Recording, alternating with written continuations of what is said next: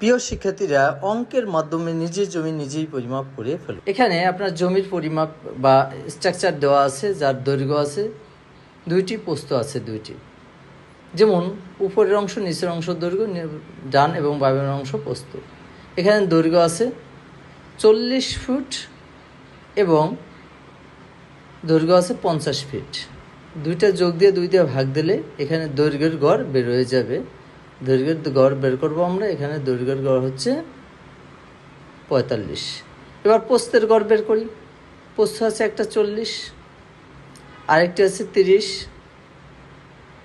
দুইটাকে 2 দিয়ে ভাগ দিলে, দুইটার যোগফলকে 70, 70-এর 2 দিয়ে ভাগ দিলে হবে 35। পেয়ে গেলাম দৈর্ঘ্যের প্রস্থের গড়।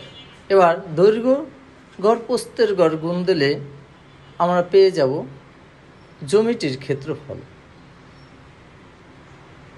জমিটির ক্ষেত্রফল 1775।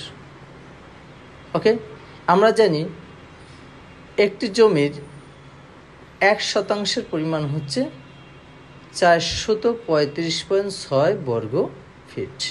আমরা যে জমিটির ক্ষেত্রফল পাবো সেটাকে 435.6 বর্গ ফুট দ্বারা ভাগ দিলেই আমাদের জমির পরিমাণ আমরা পেয়ে যাব।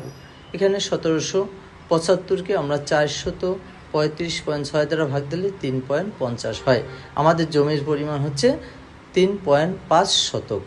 Thanks for watching. ভিডিও ভালো লাগলে লাইক কমেন্ট শেয়ার করে পাশে থাকবে।